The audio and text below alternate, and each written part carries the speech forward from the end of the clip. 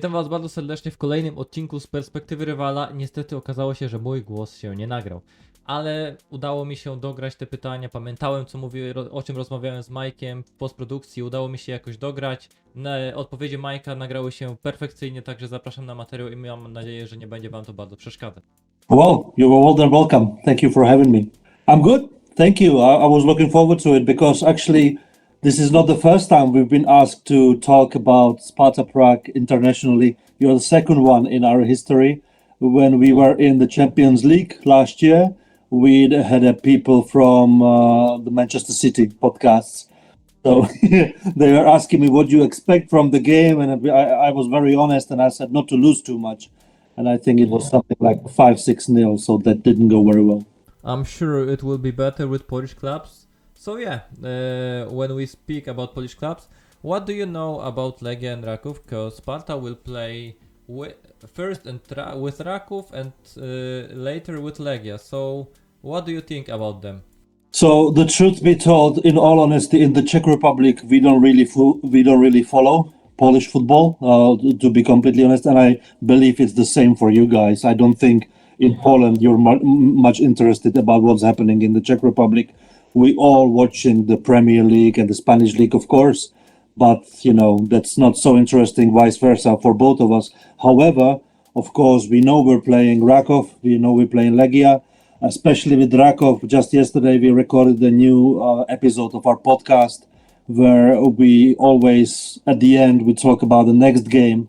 So we spoke about Rakov, and in all honesty, when the draw happened, everyone was like, Legia Warsaw is going to be a problem. It always is, but Rakov, who cares? But after we did the analysis yesterday, and in all honesty, it's the other guy who is good with the analysis. I'm more of a casual fan. We got scared a little bit. we are not entirely sure of what we can expect because we know of Marek Papszun. We know the guy because he was actually tipped to be the head coach of Sparta at some point in the back. He was also tipped to be the coach of the Czech Republic national team at one point. So we know about the guy, but about Legia, we don't know very much, very well. I just know they are not in great shape at the moment. Okay, thank you. So let's speak about Sparta. How high you rate the form of your team this season? Well, in order to answer that, you have to get just a very short context, okay? Sparta Prague is historically by far the most successful team in the Czech Republic. It's basically two teams. Historically, it's Sparta and Slavia Prague. This is the biggest rivalry, okay? Don't interchange the two. We don't like that.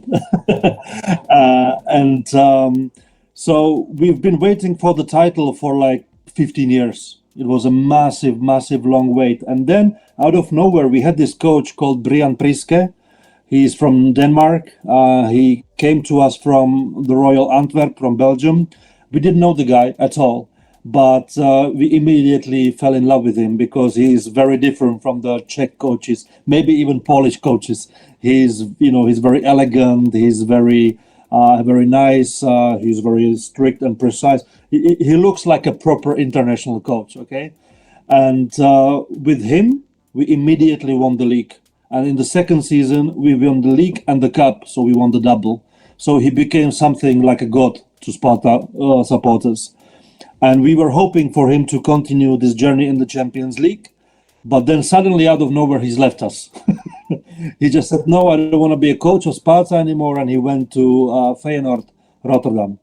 And at that point, everyone was like, I love Brian Priske, but at the same time, what is this about? Like, everyone was like, are we supposed to hate him now or what's happening? So instead of him, last season, we got his assistant coach. His name is Lars Friis. And actually, Lars Friis from Denmark, he is one of the people that Legia Warsaw is thinking about employing as the head coach. Legia is thinking about everyone. So including everyone is this guy, Lars Friis. And we liked him very much, but I feel like as a manager, he wasn't good enough for such a big club as Sparta. I'm not sure about Legia. I can't imagine it, but he's a good guy. He's a very good guy. And with him, the season was horrendous. Okay, we started really well, but then it went to the biggest crisis we've had for decades. Okay, so at the end, after much suffering, we sacked him and we had no coach. And before this season, we were looking for a coach, and it was like this massive secret in Sparta. Like we had no clue what they're thinking about. They would not communicate anything. And then suddenly, out of nowhere, Brian Priske comes back. You know, it was like we didn't understand how is this possible. But me personally, I was super happy. And when the season started, it was amazing. It was just like back in the time, and we were beating everyone. We were playing good football, and I was thinking, yes, we're back. We're going back to the first spot, because in the Czech league, first spot means you go straight to the Champions League, and we were very happy. But in the last 5 matches, we're seeing a downfall, and we don't know what's happening. So at the moment, Sparta Prague, we are a little bit confused about everything. So we know the current shape of your team, but what are your strengths? How Brian Priske want to play in Prague, and which things should Polish clubs may be afraid of before the game with Sparta? With Priske, if we play well, so we go for the 3-4-3 system. We don't really change the system. I think it's one of the problems now. I think the teams in the league, they can read it very easily by now. We don't really have much variation, but at the same time, with the same system, we won 2 titles. So you know, I'm waiting to say, oh, it's, you know, we need to get a new one. So not yet. So with the 3-4-3, if we play well, we are one of those high possession, a lot of direct attacking teams.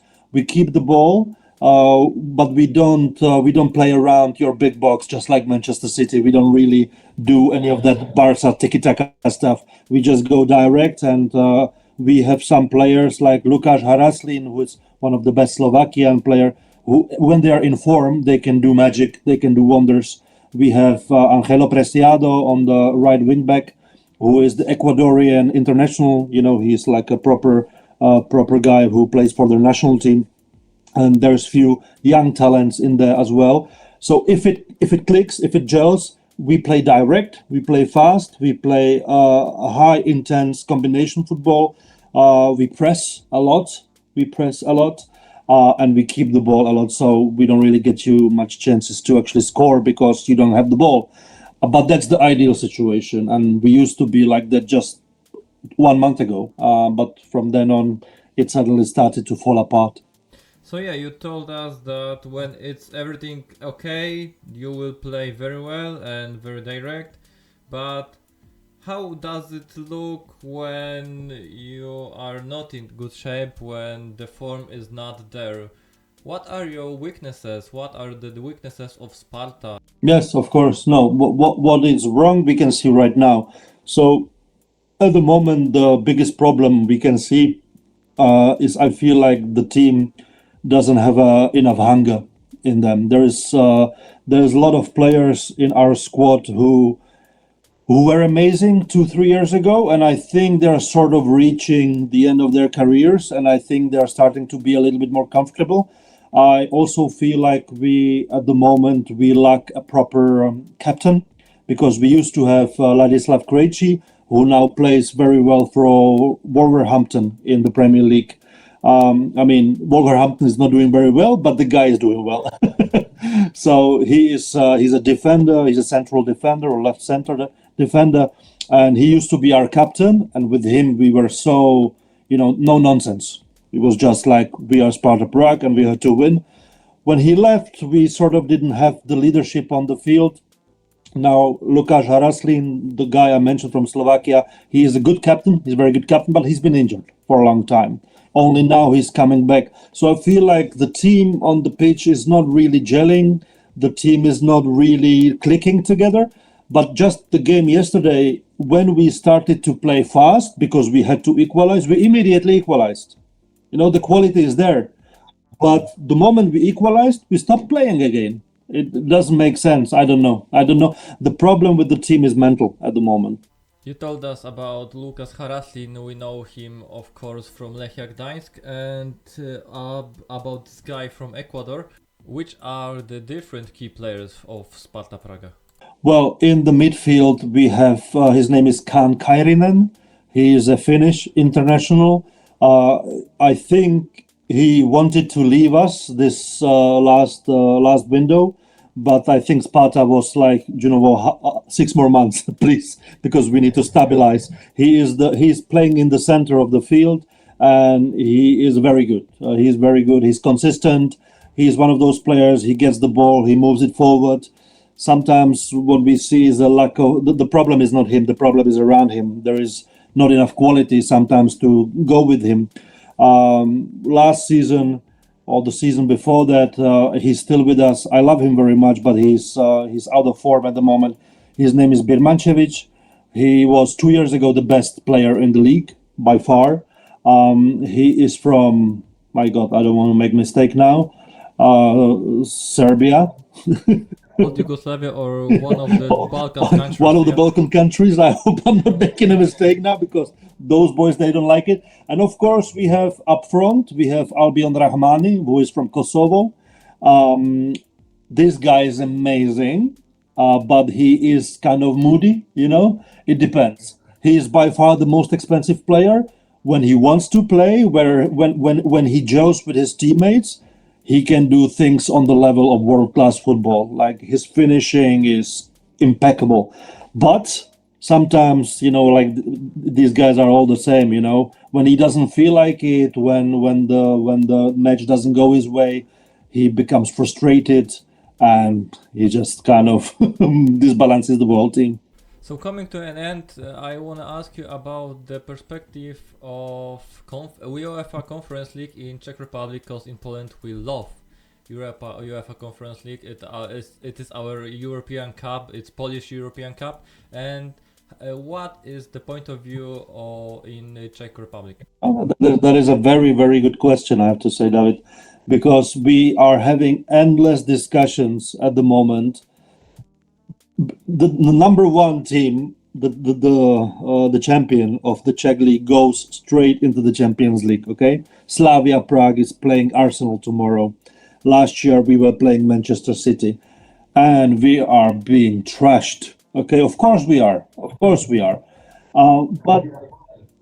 But is it worth it? You know what I mean? This is Polish point of view. I think it's worth it, because we didn't play couple years in the Champions League, so yeah, I think it's worth it. It's not every year. It's not every year for us. But I'm thinking, like, Sparta Prague.